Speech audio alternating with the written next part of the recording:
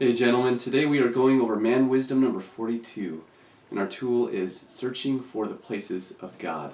We're going to read from Genesis 28, verse 16 through 17.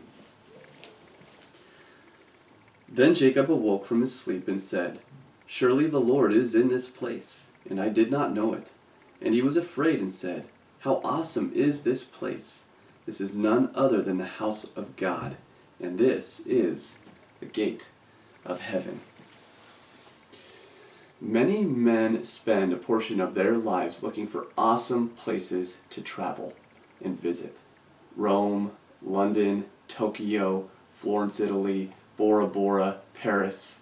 The list could go on and on. The world we live in is amazing, filled with beautiful wonders and majestic landscapes. Yet we find here that Jacob woke up to a place better than them all, the house of God, the gate of heaven. This passage is so cool to see that there are places in the world where God's presence is so rich, where He shows up, that one could literally feel as if they are in heaven itself. Now take note, it wasn't the physical landscape of his location, but the very presence of God that put Jacob closer to heaven than ever. Now I'm going to speak this out of experience. For a man, there is no better place he can go than into the very presence of God.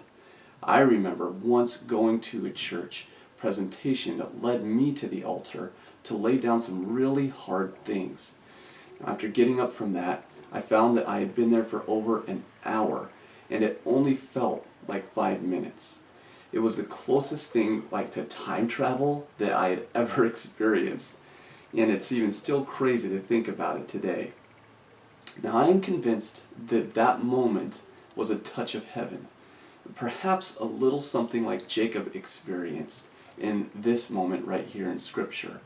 And it was found because it was a search for God. And here's your question for this. What are you searching for? What kind of places do you hope to go? What do you hope to experience?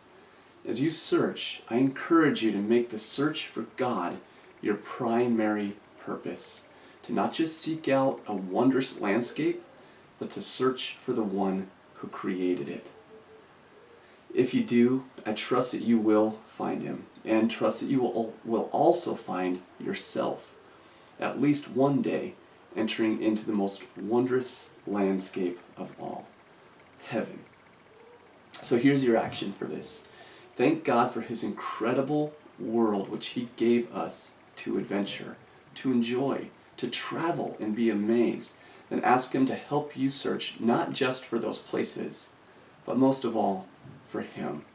Ask Him to lead you to the gate of heaven. And I encourage you to look up who that gate is in John chapter 10, verse 9. God bless you, and see you next time.